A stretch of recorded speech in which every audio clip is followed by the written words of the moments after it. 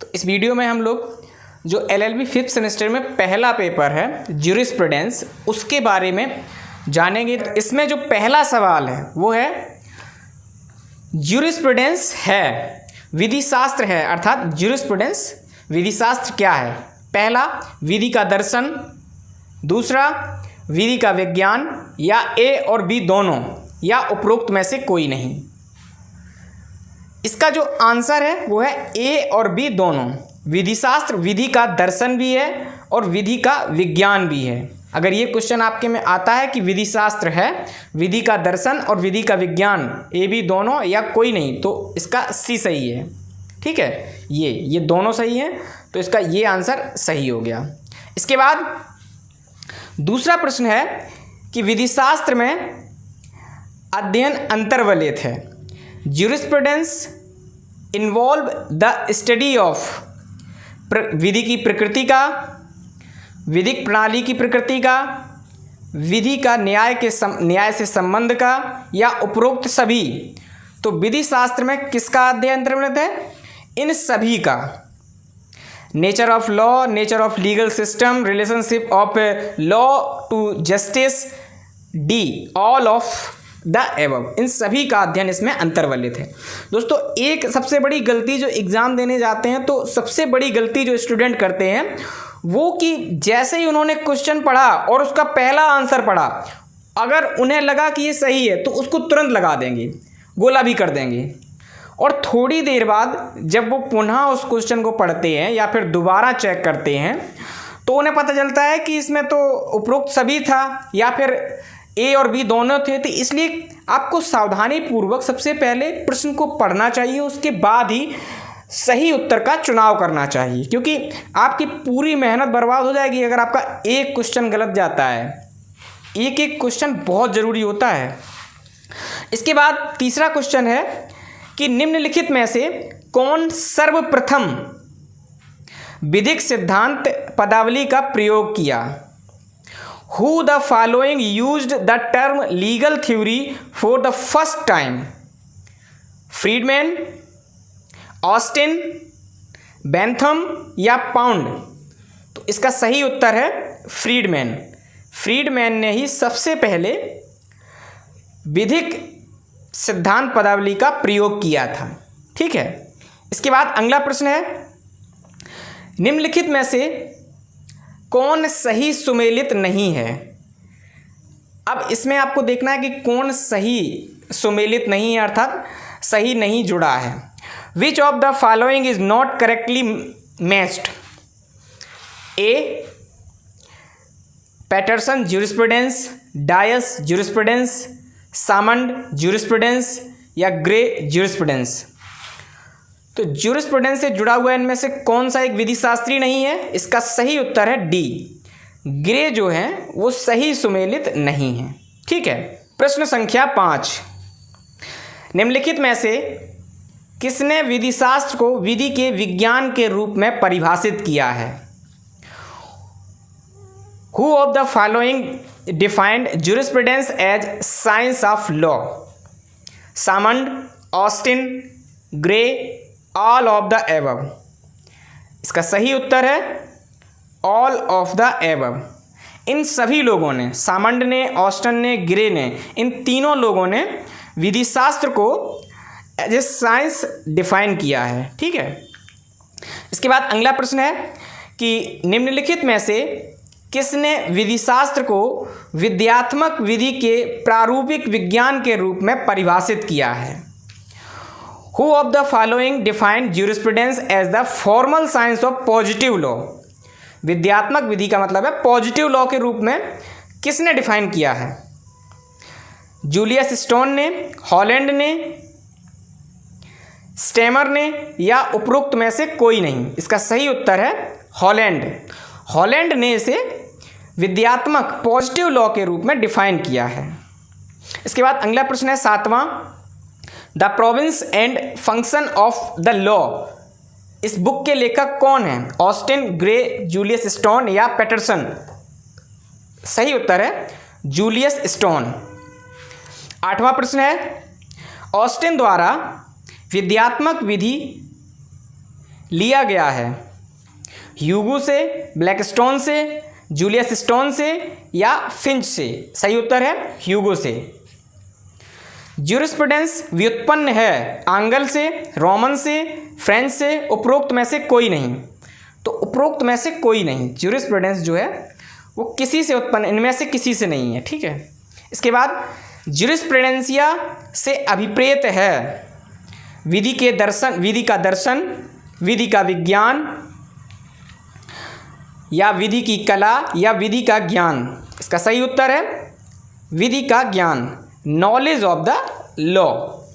इसके बाद अगला प्रश्न है, विधि शास्त्र सही और गलत का विज्ञान है, यह परिभाषा संबंधित है। Jurisprudence is the science of right and wrong. The definition belongs to फ्रांसीसी विधि शास्त्री, रोमन विधि शास्त्री, अमेरिकन विधि शास्त्री या जर्मन विधि शास्त्री? इसका सही उत्तर है रोमन विधि शास्त्रियों से। रोमन विधि शास्त्रियों ने इसे कहा है कि विधि शास्त्र सही और गलत का विज्ञान है। अगला प्रश्न है, एलिमेंसिए फिलासोफिए रचित है। एलिमेंसिए फिलासोफिए रचित है हॉलैंड द्वारा, कैल्सन द्वारा, हॉब्स द्वारा या ड्यूगेट द्वारा? तो इसका सही उत्तर है हॉब्स द्वारा।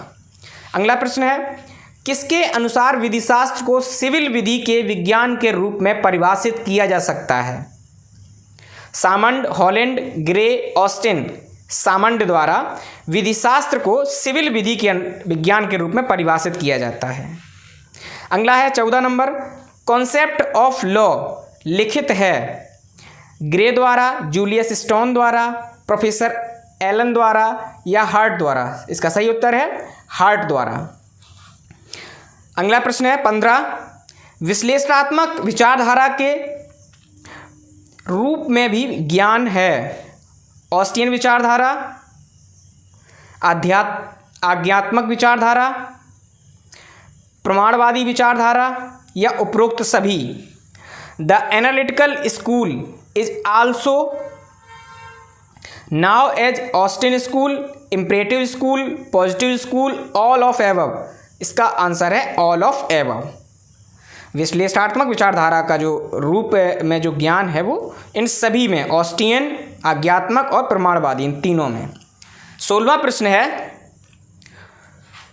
16वां प्रश्न है, निम्नलिखित में से कौन सी विचारधारा सकारात्मक विधि से समव्यवहार करती है? Which of the following school deals with positive law? Natural law school, analytical law school, historical law school, all of above? इसका बी राइट आंसर है, analytical school deals with positive law, ठीक है। इसके बाद 17 नंबर क्वेश्चन है, विश्लेषणात्मक विचारधारा को प्रमुखता प्राप्त हुई। द एनालिटिकल स्कूल गेन्स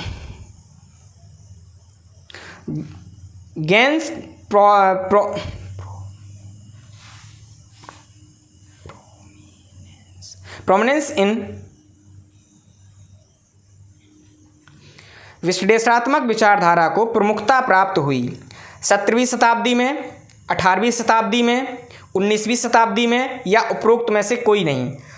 तो विश्लेषणात्मक विचारधारा को जो है वो प्रमुखता प्राप्त हुई थी 19वीं शताब्दी में। जी हाँ, 19वीं शताब्दी में से प्रमुखता प्राप्त हुई थी, ये प्रमुख मानी गई। इसके बाद अगला प्रश्न है 18वीं शताब्दी के विधिशास्त्रीय विचारधारा का विशिष्ट लक्षण था? युक्ति, धर्म, नैतिकता, समाज, रीजन, रिलीजन, मॉरलिटी, सोसाइटी? तो 18वीं शताब्दी की जो विधिशास्त्रीय विचारधारा थी उसका विशिष्ट लक्षण क्या था? युक्ति, रीजन। इसके बाद 19वां क्वेश्चन है, निम्नलिखित में से किसने प्राकृतिक विधि को अस्वीकार कर दिया? Who of the following rejected natural law? Hooker, Hobbes, Locke, Bentham? तो बेंथम ने प्राकृतिक विधि को अस्वीकार कर दिया, ठीक है। 20वां प्रश्न है एनाटॉमी ऑफ द लॉ, इसके लेखक कौन हैं? हार्ट, फुलर, जेपी फिनिश या सी ग्रेसेस? इसका उत्तर है फुलर। फुलर जो है वो एनाटॉमी ऑफ द लॉ के लेखक हैं। इसके बाद अगला प्रश्न है निम्नलिखित में से कौन मानव निर्मित विधियों को आच्छादित करता है? प्राकृतिक विधि, आज्ञात्मक विधि या इम्परेटिव लॉ, ए और बी दोनों, या उपरोक्त में से कोई नहीं? तो प्राकृतिक विधि जो है या नेचुरल लॉ जो है वो मानव निर्मित विधियों को आच्छादित करता है। आच्छादित मतलब उनके जैसा ही है या उनको छूता है। अगला प्रश्न है 22, निम्नलिखित में से किसके विधिक दर्शन को उपयोगितावादी व्यक्तिवाद कहा जाता है? ऑस्टिन, बी सेवनी, सी बेंथम या डी पाउंड? तो सी बेंथम जो हैं उनके विधिक दर्शन को उपयोगितावादी व्यक्तिवाद कहा जाता है। ठीक है। अगला प्रश्न है निम्नलिखित में से कौन आंगल्य विधि शास्त्र के जनक के रूप में जाना जाता है? तो इंग्लिश ज्यूरिस्प्रूडेंस का फादर कौन है? A Bentham, B Austin, C Kant, D Blackstone? B Austin को जो है इंग्लिश विधि शास्त्र का जनक माना जाता है। अगला प्रश्न है 24 नंबर, विश्लेषणात्मक विचारधारा के प्रमुख विधि शास्त्री कौन हैं? ए बेंथम, बी ऑस्टिन, सी हार्ट या उपरोक्त सभी? तो जो विश्लेषणात्मक विचारधारा है, एनालिटिकल स्कूल है, उसके जो है ये तीनों ही उसी विचारधारा के प्रमुख विधि शास्त्री हैं। तो इसका डी आंसर सही है। इसके बाद अगला प्रश्न है the province of jurisprudence determined के लिखित है। ये जो बुक है the province of jurisprudence determined, ये किसके द्वारा लिखी गई? ए ऑस्टिन, बी बेंथम, सी हार्ट या हॉब्स? तो इस बुक को लिखा था ऑस्टिन ने। इसके बाद अगला प्रश्न है विद्यात्मक विधि उपज है। Positive law is the outcome of ईश्वर की, राज्य की, नैतिकता की या धर्म की? तो विद्यात्मक विधि पॉजिटिव लॉ किसकी उपज है? राज्य की। ये उसका बी आंसर सही है। 27 नंबर है समादेश का सिद्धांत संबंधित है। कमांड थ्योरी किससे संबंधित है? ए हार्ट से, बी पाउंड से, सी सामंड से या डी उपरोक्त में से कोई नहीं? तो इसका सही उत्तर है डी, उपरोक्त में से कोई नहीं। इनमें से किसी से संबंधित नहीं है कमांड थ्योरी। 28 नंबर क्वेश्चन है निम्नलिखित में से कौन ऑस्टिन के लिए विचारणीय नहीं है? रूढ़ि, अभिसमय, अंतर्राष्ट्रीय विधि या उपरोक्त में से कोई नहीं? तो उपरोक्त में से कोई भी नहीं ऑस्टिन के लिए विचारणीय नहीं है। हार्ट के लिए विधिक प्रणाली की प्रणाली है। For heart the legal system is system of. यहाँ पर जो हार्ट हैं वो विधि शास्त्री हैं, उनके बारे में बात की गई है, किसी के दिल के बारे में बात नहीं की गई है। ए सामाजिक नियम, बी नैतिक नियम, सी धार्मिक नियम या फिर डी उपरोक्त सभी? तो जो हार्ट है वो विधिक प्रणाली को एक सामाजिक प्रणाली के रूप में मानते हैं, सोशल रूल। सी हार्ट के अनुसार द्वितीयक नियम हैं 2 प्रकार के, 3 प्रकार के, 4 प्रकार के, 5 प्रकार के। नाम दोस्तों उनके द्वितीयक नियम हैं लेकिन वो हैं 3 प्रकार के। बी आंसर इसका सही है। इसके बाद विशुद्ध विधि का विशुद्ध सिद्धांत प्रतिपादित किया गया है। ये बहुत ही इम्पोर्टेंट है कि विधि का विशुद्ध सिद्धांत किसने प्रतिपादित किया था? ए कैल्सन ने, बी ऑस्टिन ने, सी बेंथम ने या डी हार्ट ने? इसका सही उत्तर है कैल्सन ने जो है वो विधि का विशुद्ध सिद्धांत प्रतिपादित किया था। अगला प्रश्न है 32 number, A grammar of politics. ये बुक है तो इसके लेखक कौन हैं? कैल्सन, एलन, लास्की या होल्ड्सवर्थ? इसका सही उत्तर है लास्की। लास्की ने ही दोस्तों ए ग्रामर ऑफ पॉलिटिक्स बुक लिखी थी। इसके बाद अगला प्रश्न है, निम्न में से कौन ऐतिहासिक विचारधारा का प्रतिपादक है? सेवनी, कैल्सन, हार्ट या पाउंड? तो जो सेवनी को ऐतिहासिक विचारधारा का प्रतिपादक या फाउंडर या जनक माना जाता है। अगला प्रश्न है, निम्न में से कौन ऐतिहासिक विचारधारा का विधिशास्त्री नहीं है? Who is the following is not a just jurist of historical school? Montesquieu, Hugo, Burke, Grotius? तो इसका डी ऑप्शन बिल्कुल सही है। ग्रोसियस जो है वो ऐतिहासिक विचारधारा के विधिशास्त्री नहीं हैं। अगला प्रश्न है 35, ऐतिहासिक विचारधारा किस विधिशास्त्रीय विचार की उपज है? मतलब ये किस देश में इसकी उत्पत्ति हुई थी? अमेरिकन, रोमन, जर्मन या ब्रिटेन? तो हिस्टोरिकल स्कूल जो है वो जर्मन विधिशास्त्रीय विचार या प्रोडक्ट ऑफ ज्यूरिस्टिक थॉट की उपज है। क्वेश्चन नंबर 36 है, सेवनी ने किसके विचार को विकसित किया है? तो जो सेवनी ज्यूरिस्ट है किसके विचार को विकसित किया है? वर्क के, हार्डर के या ए और बी दोनों के या उनमें से कोई नहीं? तो उन्होंने वर्क और हार्डर दोनों के विचारों को विकसित किया है। ठीक है, इसका मतलब इसका सी आंसर सही हो गया। इसके बाद ऐतिहासिक विचारधारा किसके विरुद्ध एक प्रतिक्रिया की प्रस्तुति है? प्राकृतिक विधि, रूढ़ि विधि, लोक चेतना या उपरोक्त सभी? इसका उत्तर है ए। जो ऐतिहासिक विचारधारा है वो प्राकृतिक विधि के विरुद्ध एक प्रतिक्रिया की प्रस्तुति है।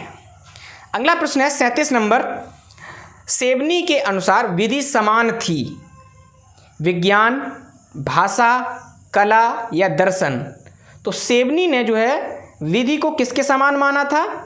भाषा के। तो इसका बी आंसर, बी ऑप्शन सही होगा। इसके बाद अगला प्रश्न है, सेवनी की आदर्श विधि थी अमेरिकन विधि, जर्मन विधि, रोमन विधि, ब्रिटिश विधि? तो सेवनी की आदर्श विधि कौन थी? रोमन विधि। उन्होंने रोमन विधि को अपना जो है मॉडल माना था, आदर्श माना था। अगला प्रश्न है 40 नंबर, 12 टेबल संबंधित है? फ्रांसीसी विधि, ब्रिटिश विधि, जर्मन विधि, रोमन विधि? तो जब हम एग्ज़ाम देने गए थे तो ये सुनकर ये क्वेश्चन को पढ़ के परेशान हो गए, साला कहीं मिला ही नहीं था। तो इसका आंसर है रोमन विधि। रोमन विधि जो है वो 12 टेबल से संबंधित है। अगला प्रश्न है, द लॉ ऑफ पोजेशन लिखित है? तो द लॉ ऑफ पोजेशन के कौन राइटर हैं? ऑस्टिन, सेवनी, बेंथम या हार्ट? सेवनी जो हैं वो द लॉ ऑफ पोजेशन के राइटर हैं। अगला प्रश्न है 42 नंबर, सर हेनरी मैन ने विचार का समर्थन किया है? किसके विचारों का सर हेनरी मैन ने समर्थन किया है? सेवनी के, हार्ट के, ऑस्टिन के, बेंथम के? तो उन्होंने सेवनी के विचारों का समर्थन किया है। दोस्तों यहाँ पर आप लोग एक चीज़ जरूर देख रहे होंगे कि जितने क्वेश्चन आ रहे हैं वो सब सेवनी और रोमन विधि, सेवनी इन्हीं संबंधित हैं। तो कभी कभी क्या होता है, जो पेपर सेट करता है, जो क्वेश्चन पेपर बनाता है, वो क्या करता है, क्रमबद्ध तरीके से क्वेश्चन बनाता है। तो इसलिए उसमें सारे अब आपको जैसे ही क्वेश्चन मिलेंगे वो सब सेवनी संबंधित मिलेंगे, उसके बाद अगले किसी ज्यूरिस्ट से। तो ये भी आपको क्वेश्चन करने में बहुत हेल्प कर सकता है कि आप उस क्वेश्चन पेपर को समझें कि वो किस तरीके से बनाया गया है। अगला प्रश्न है 43 नंबर, निम्न में से किसने समाजशास्त्र को सामाजिक तथ्यों के विद्यात्मक विज्ञान के रूप में वर्णित किया?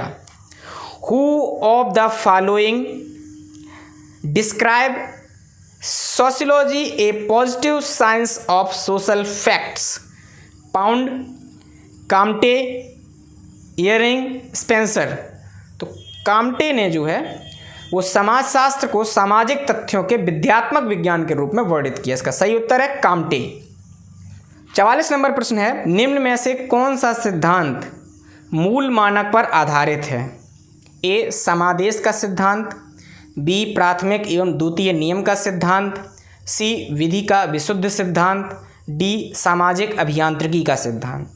सी विधि का विशुद्ध सिद्धांत जो है वो मूल मानक पर आधारित है। ठीक है, अगला प्रश्न है मूल मानक को माना जाना चाहिए, ए काल्पनिक, बी वास्तविक, सी ए और बी दोनों, या डी उपरोक्त में से कोई नहीं। इसका उत्तर है ए, काल्पनिक माना जाता है मूल मानक के सिद्धांत को। ठीक है, अगला प्रश्न है 46 नंबर, प्रायस्थिति से संविदा की और गतिशीलता संबंधित है, Hart, Savigny, Sir Henry Maine, Austin. तो C number Sir Henry Maine. 47 number प्रश्न है मैन के अनुसार प्रगतिशील समाज में विधि के विकास की अंतिम अवस्था है। According to Maine the last stage of development of law in progressive societies in is custom, legislation, judicial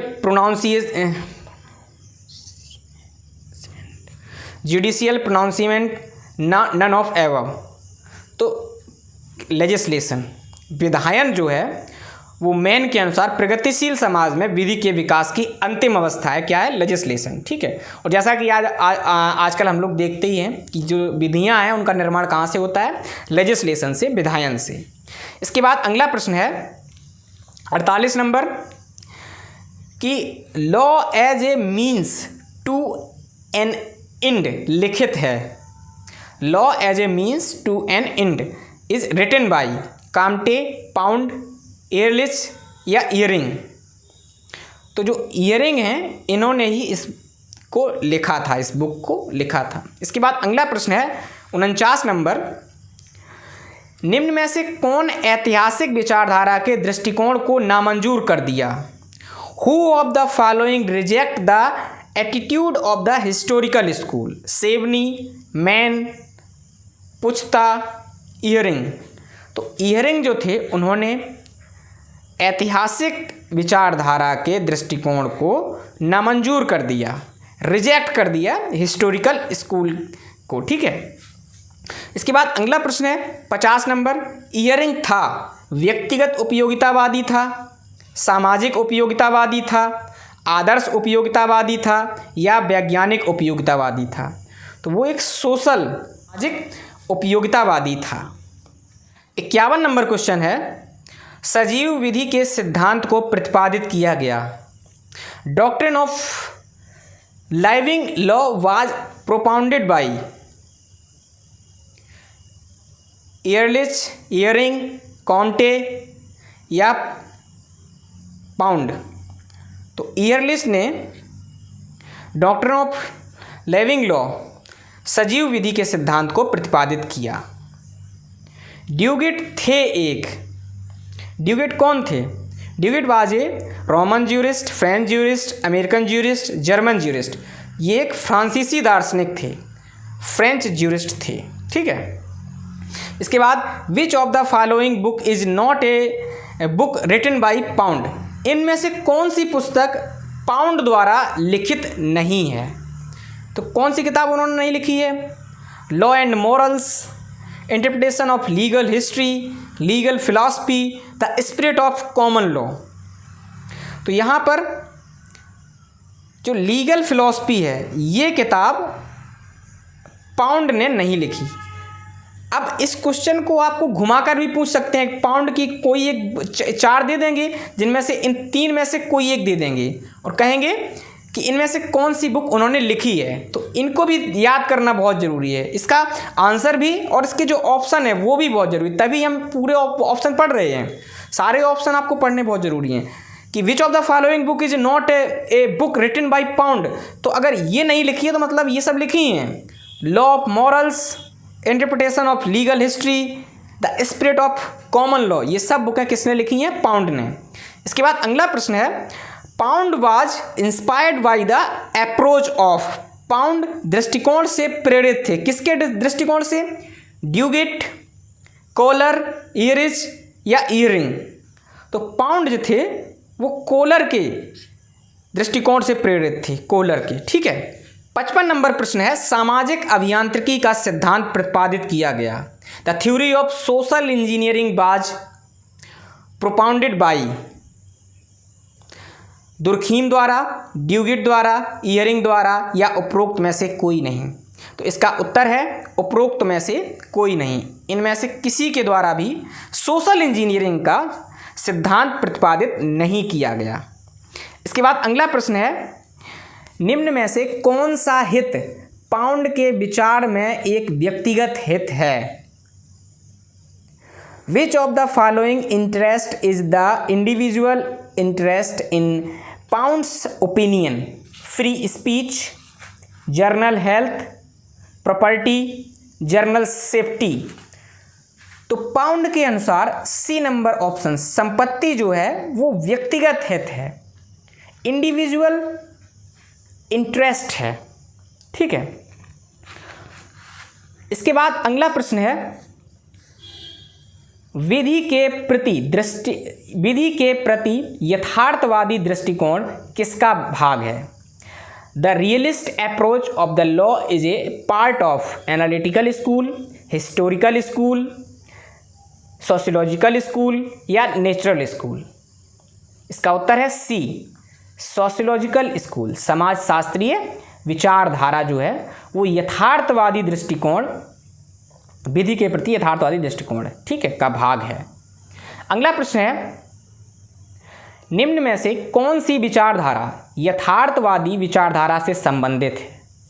which of the following school belongs to the realist school? American, German, French या Roman? तो जो American विचारधारा है, American विचारधारा किससे संबंधित है? Realist school थे। ठीक है। अगला प्रश्न है 59 नंबर, निम्न में से कौन सा विधिशास्त्री यथार्थवादी विचारधारा का विधिशास्त्री नहीं है? Who of the following jurist is not a jurist of the realist school? Holmes, Puchta, Gray, Rose. तो इनमें से कौन जो है यथार्थवादी विचारधारा का नहीं है? पुचता। पुचता जो है वो यथार्थवादी विचारधारा का नहीं है। होम्स थे एक प्रोफेसर, राजनीतिक, स्वतंत्रता सेनानी या फिर ज्यूरिस्ट, न्यायमूर्ति। तो होम्स कौन थे? एक जस्टिस थे, न्यायमूर्ति थे। होम्स कौन थे? एक जस्टिस। इसके बाद 61 नंबर प्रश्न है कि लॉ एंड मॉडर्न माइंड द्वारा लिखित है। ये लॉ एंड मॉडर्न माइंड किसके द्वारा लिखित है? होम्स के, ग्रे के, फ्रैंक के या रास के? इसका उत्तर है फ्रैंक। फ्रैंक ने लिखा था लॉ एंड मॉडर्न माइंड।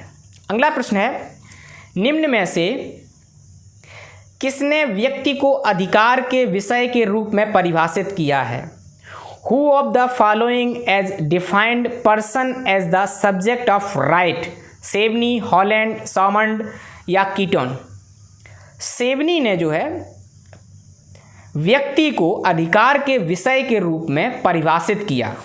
अगला प्रश्न है 63 नंबर, गोविंद मेनन बनाम भारत संघ का महत्वपूर्ण मामला है।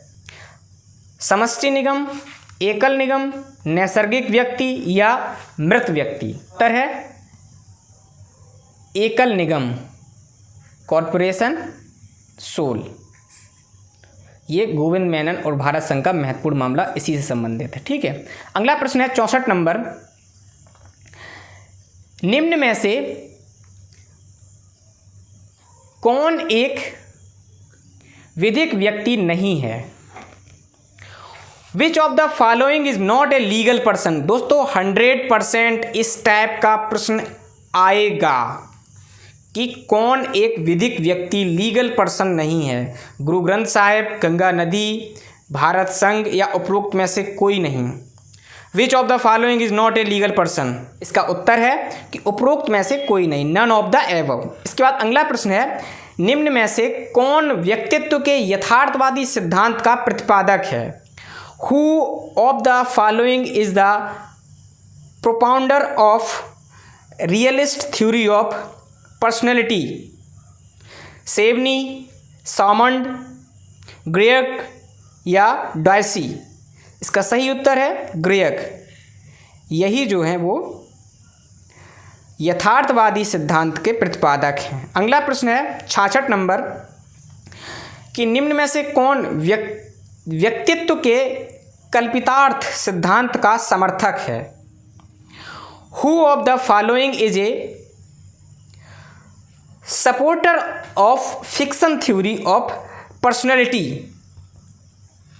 Maitland, Gierke, Lawson, Savigny? इसका सही उत्तर है सेवनी। सेवनी जो है वो व्यक्ति के कल्पितार्थ सिद्धांत के समर्थक हैं। अगला प्रश्न है 67, निम्न में से कौन इच्छा सिद्धांत का एक समर्थक नहीं है? हीगल, कांट, ह्यूम या ड्यूगेट? ड्यूगेट जो है वो इच्छा सिद्धांत विल थ्योरी के सपोर्टर नहीं हैं। अगला प्रश्न है 68, निम्न में से किसने कहा कि सामाजिक संबंध कभी भी अधिकार नहीं है अपितु हमेशा कर्तव्य होते हैं? ए, ड्यूगेट ने कहा था कि जो सामाजिक संबंध है वो अधिकार नहीं है, कर्तव्य होते हैं। रिटेंट, सामंड, होपफील्ड ये सब हैं, लेकिन ड्यूगेट सही उत्तर है ए, ड्यूगेट। अगला प्रश्न है होपफील्ड के अनुसार अनुसरण किया, होपफील्ड ने अनुसरण किया, होपफील्ड फॉलोड किसको? Austin, Bentham, Salmond, Duguit? किसको? सामंड को जो है वो है होपफील्ड ने फॉलो किया था। अगला प्रश्न है 70 नंबर, सामंड ने अधिकार शब्द का प्रयोग के स्थान पर किया? Salmond used term right in place of duty, काम या दावा, लायबिलिटी, दायित्व, पावर? किसकी जगह पर उन्होंने अधिकार शब्द का उपयोग किया? क्लेम, दावा की जगह पर उन्होंने अधिकार शब्द का उपयोग किया। होपफील्ड के अनुसार विशेषाधिकार से अभिप्रेत है। अकॉर्डिंग टू होपफील्ड प्रिविलेज मीन्स स्वतंत्रता, शक्ति, उन्मुक्ति, दायित्व। तो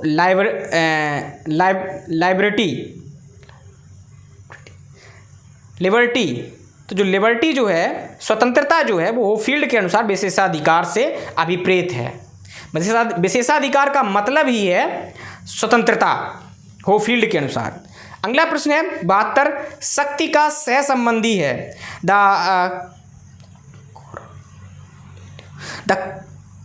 the correlative of powers is immunity, disability, liability या claim?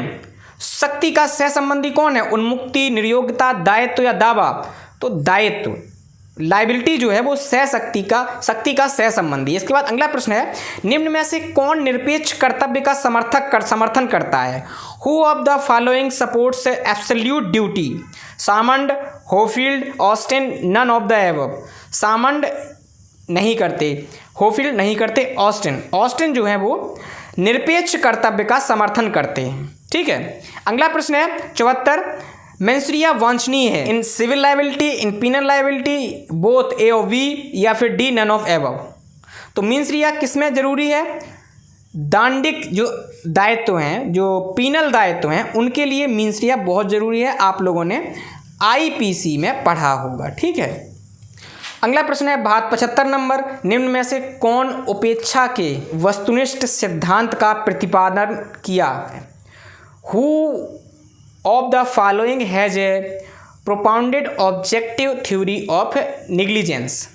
Pollock, Salmond, Lindsell, Holmes? तो किसने वस्तुनिष्ठ सिद्धांत का प्रतिपादन किया है? ए, पोलाक ने। ठीक है, ए आंसर इसका सही है। अगला प्रश्न है प्रतिनिधिक दायित्व, vicarious liability is a penal liability, civil liability, strict liability, all of the above? तो वैकेरियस लायबिलिटी कैसी है? सिविल दायित्व। ठीक है। अगला प्रश्न है निम्न में से कौन स्वामित्व का एक तत्व है? Which of the following is A element of ownership? उपयोग की दृष्टि से असीम, व्यसन की शक्ति, व्ययन की शक्ति, अवधि की दृष्टि से असीमित या उपरोक्त सभी? इसका आंसर है डी, उपरोक्त सभी। अगला प्रश्न है 78, स्वामित्व एक अधिकार नहीं है अपितु यह अधिकारों का पुलिंदा है। यह कथन किसका है? यह किसने कथन कहा? ठीक है। ऑस्टिन ने, होफील्ड ने, हॉलैंड ने या सामंड ने? इसका उत्तर है बी, होफील्ड ने कहा था कि स्वामित्व एक अधिकार नहीं है अपितु ये अधिकारों का एक पुलिंदा है। ठीक है, निम्न में से कौन सी रीति स्वामित्व अर्जन की एक रीति है? ए अपरिग्रह, बी विशिष्टकारिता, सी दान या उपरोक्त सभी? तो कौन सी रीति स्वामित्व अर्जन की एक रीति है? किसके द्वारा हम लोग ऑनरशिप ग्रहण करते हैं? डी इन सभी के द्वारा, अपरिग्रह यानी ऑक्यूपेशन के द्वारा भी, विशिष्टता कारक यानी स्पेसिफिकेशन और गिफ्ट, इन सभी के द्वारा हम लोग स्वामित्व किसी भी चीज़ पर अर्जित करते हैं। अगला प्रश्न है कि हॉलैंड के अनुसार स्वामी को पदार्थ पर होते हैं। According to the Holland a owner has 2 rights on the subject, 3 right on the subject, 4 right on the subject, no right on the subject। तो हॉलैंड के अनुसार स्वामी को पदार्थ पर कितने अधिकार होते हैं? 4 अधिकार, 4 right on the subject। ठीक है, अगला प्रश्न है एनिमस एक आवश्यक तत्व है। एनिमस is an essential element of ownership, right, possession, liability. तो एनिमस एक आवश्यक तत्व है, पोजेशन कब्जे का एक आवश्यक तत्व है। ठीक है, अगला प्रश्न है कॉर्पस मीन्स, कॉर्पस से अभिप्रेत है भौतिक नियंत्रण, मानसिक नियंत्रण, बिना नियंत्रण, अन्वयिक नियंत्रण, फिजिकल, मेंटल, विदाउट, कंस्ट्रक्टिव। कौन सा कंट्रोल? Physical control. भौतिक नियंत्रण जो है वो कॉर्पस से संबंधित है। 43 नंबर क्वेश्चन है कि आर्मरी बनाम डेलमरी का महत्वपूर्ण मामला संबंधित है। Armory versus Delamirie is a leading case on दायित्व, कब्जा, कर्तव्य या अधिकार। तो पजेशन से संबंधित है आर्मरी वर्सेस डेलमरी का केस, पजेशन से। ठीक है, बी आंसर सही है 83 का। अगला प्रश्न है 84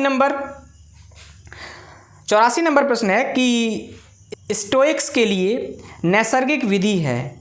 for Stoics natural law is law of reason, human law, divine law या कस्टम्स।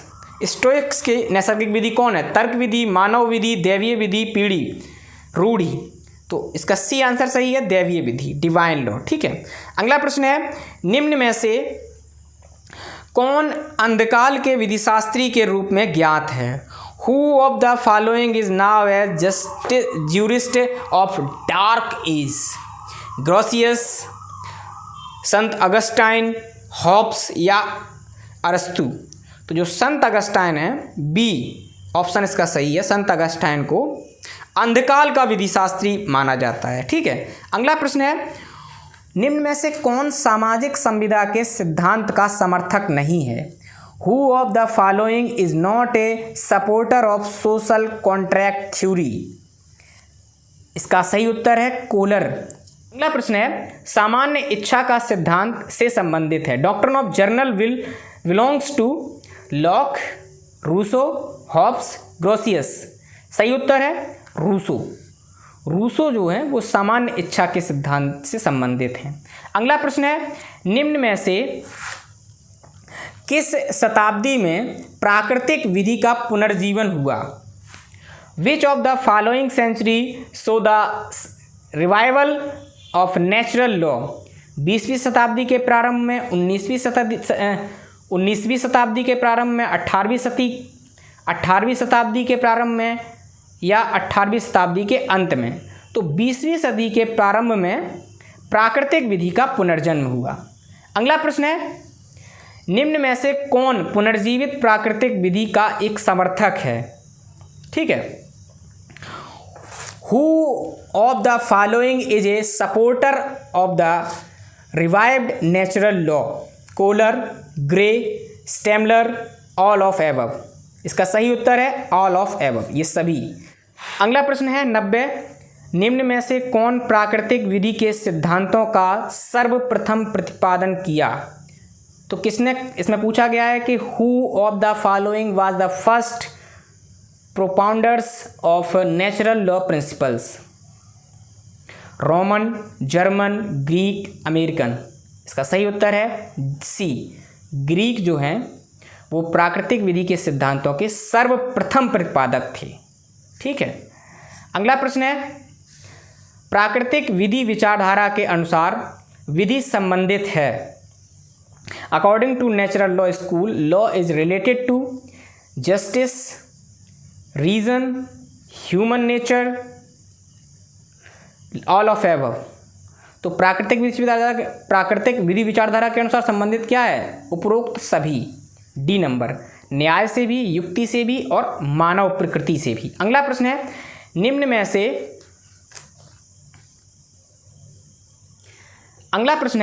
में से कौन सी विचारधारा नैतिकता पर आधारित है? Which of the following school is based on morality? A analytical school, B natural law school, C realist school या फिर D none of the above. इसका आंसर है ए विश्लेषणात्मक विचारधारा, या फिर इसका सही उत्तर है बी प्राकृतिक विधि विचारधारा। नेचुरल लॉ ऑफ स्कूल जो है वो विचार शाखा नैतिकता पर आधारित है। अगला प्रश्न है 93, क्वीन बनाम डडले का मामला संबंधित है। ये बहुत इंपॉर्टेंट मामला है, बहुत इंपॉर्टेंट केस है, कहीं ना कहीं आपका इससे सामना जरूर होगा अगर आप लॉ के विद्यार्थी हैं, विधि के विद्यार्थी हैं। क्वीन बनाम डडले का मामला कैसे संबंधित है? अधिकार से, विशेषाधिकार से, नैतिकता से या दावा से? नैतिकता से। इसका सी ऑप्शन सही है, मॉरलिटी से संबंधित है क्वीन बनाम डडले का मामला। अगला प्रश्न है 94, विधि का नैतिकता से कोई लेना देना नहीं है, यह कथन संबंधित है। Law is nothing to do with morality, the statement belongs to. ये किसने कहा? ये किससे संबंधित है? Kohler, Fuller, Austin, all of the above. किसने? सी नंबर, ऑस्टिन ने कहा था कि विधि का नैतिकता से कोई संबंध नहीं है। ठीक है, अगला प्रश्न है, निम्न में से कौन वैधता के 8 सिद्धांतों का प्रतिपादन किया? Who of the following propounded 8 principles of legality? Can't, heart, Austin, Fuller. इसका सही उत्तर है फुलर। जी हाँ दोस्तों, फुलर ने ही वैधता के 8 सिद्धांतों का प्रतिपादन किया। हार्ट फुलर विवाद जाना जाता है। Heart Fuller controversy is now for morality, religion, crime, tort. सही उत्तर है नैतिकता। मोरालिटी के संबंध में हार्ट फुलर विवाद जाना जाता है। अगला प्रश्न है, पर्सोना है एक। पर्सोना इज ए लैटिन शब्द, रोमन शब्द, जर्मन शब्द, ग्रीक शब्द। तो पर्सोना जो है वो लैटिन शब्द है। ठीक है, अगला प्रश्न है, थ्योरी ऑफ लेजिस्लेशन लिखित है। थ्योरी ऑफ लेजिस्लेशन किसने लिखी? ऑस्टिन, बेंथम, कैल्सन या हार्ट? तो इसका सही उत्तर है बेंथम। तो दोस्तों आप यहाँ पर एक चीज़ जरूर देख रहे होंगे कि यहाँ पर किताबों के नाम बहुत आते हैं कि किस राइटर ने कौन सी किताब लिखी है और किस राइटर ने या किस ज्यूरिस्ट ने विधि के संबंध में कौन सी परिभाषाएं दी हैं, ये जरूर आते हैं। अगला प्रश्न है 99 नंबर, सामाजिक समेकता के सिद्धांत को प्रतिपादित किया। Social solidarity theory was propounded by Comte, Spencer, Duguit या इयरिंग? तो सामाजिक समेकता का सिद्धांत किसने दिया? ड्यूगिट ने। ठीक है दोस्तों, ड्यूगिट ने जो है वो सामाजिक समेकता के सिद्धांत को प्रतिपादित किया। हमारा अंतिम प्रश्न है इस पेपर का कि विधि का विशुद्ध सिद्धांत के रूप में ज्ञात है। The pure theory of law is also known as Vienna school, Paris school, London school, New York school. इसका सही उत्तर है वियना स्कूल। तो वियना विचारधारा के अनुसार ही विधि का विशुद्ध सिद्धांत हमें ज्ञात हुआ। तो यहाँ पर दोस्तों हम लोगों ने पूरे 1 से 100 तक पूरे क्वेश्चन को जान लिया है। इसके बाद हम लोग BA LLB का जो क्वेश्चन पेपर है ज्यूरिस्प्रूडेंस का, उसके बारे में जानेंगे। ठीक है।